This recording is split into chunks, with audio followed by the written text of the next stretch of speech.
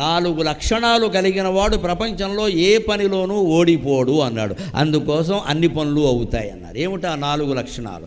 ధృతి, దృష్టి, మతి, దాక్ష్యం. ఇప్పటికి కూడా ఉపయోగించేవి ఈ 4. కాగితం మీద రాసుకుని మనలో ఉన్నాయా లేదా చూసుకోవాలి. ముందు ధృతి, ధైర్యం ఉండాలి. ప్రతిదానికి భయపడుతూ ఉంటే ఏ పని చెయ్యలేవు. యథవ ప్రాణం ఎప్పుడైనా పోయేది. కొన్నింటికి తెగించాలి.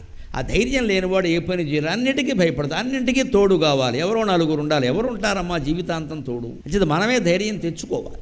ధృతికి, దృష్టికి అంటే ముందు చూపు ఉండాలి. మతికి, మేధ అంటే తెలివితేటలు. పని చేస్తున్నామంటే తెలివి ఉండాలి. ఆ తెలివి లేకపోతే పని నాశనం అయిపోతుంది. లేకపోతే మందకొడి మనుషులం అయిపోతాం ఖచ్చితంగా. తెలివితేటలతో ఆలోచించాలి. దాక్ష్యం అంటే సమర్థత. అసమర్థుడైన వాడు ఎప్పుడూ ఏ కార్యాన్ని సాధించలేడు. ధృతికి, దృష్టికి, మతికి, దాక్ష్యం. ఈ 4 లక్షణాలు ఉంటే హనుమంతుల్లా మనం కూడా పనులు సాధిస్తాం.